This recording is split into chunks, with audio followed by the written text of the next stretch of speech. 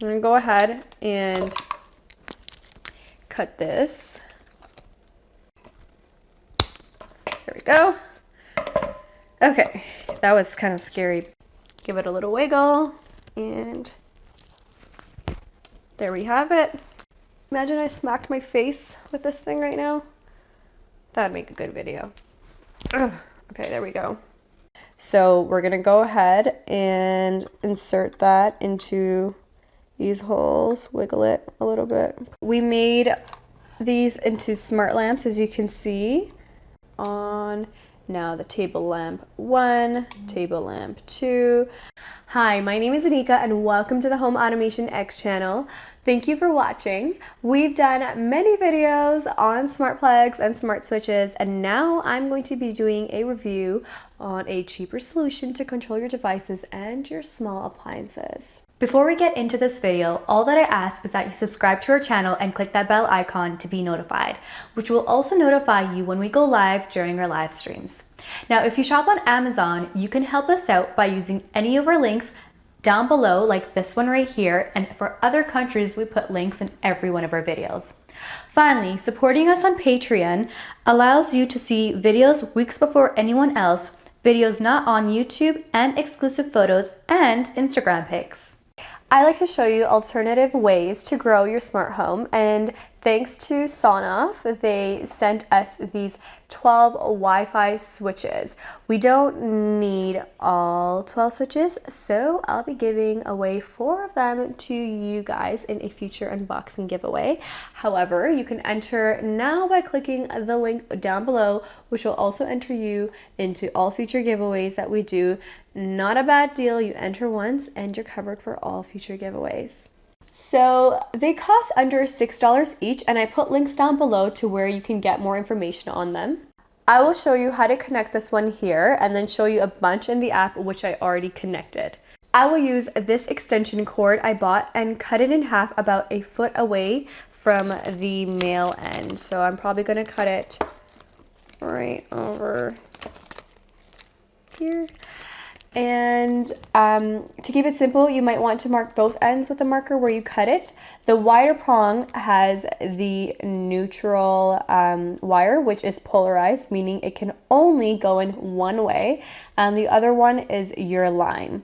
You can see the neutral side has ridges, as you can see over here. Obviously you guys can't see it, but I can see it. Down the cable, cut back about 1/4 inch of the insulation. So I'm gonna go ahead and cut this.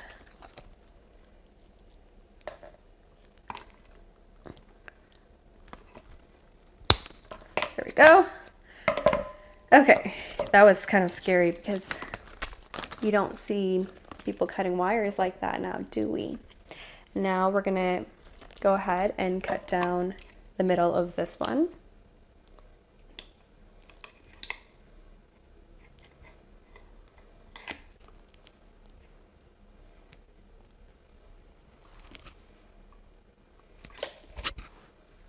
Okay, perfect. And now I'm able to separate them. Pretty cool. I'm just gonna separate it a little bit more.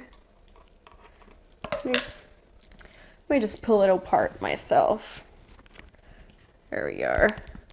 Just like that. And I'm gonna get my little tool Bob Builder here. And number 14 is where I'm going to be slicing it off. Now, I'm gonna place that at 14. Give it a little wiggle, and there we have it. So we have that end. I'm gonna do it the same thing to the other end right here.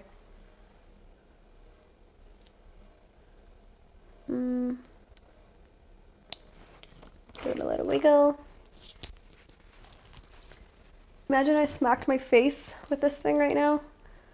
That'd make a good video. Ugh. Okay, there we go.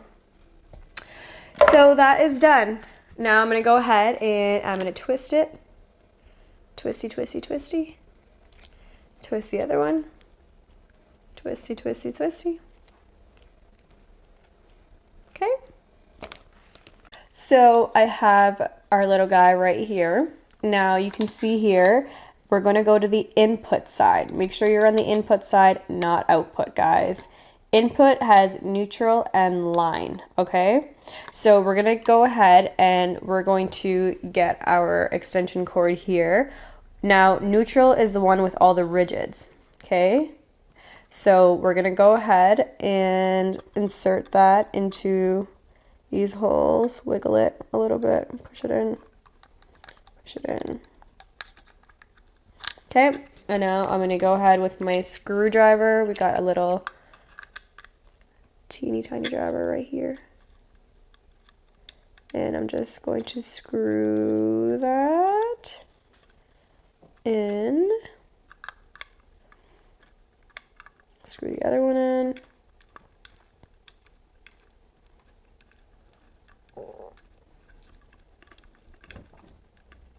Perfect. There we have it. It's chilling like a villain.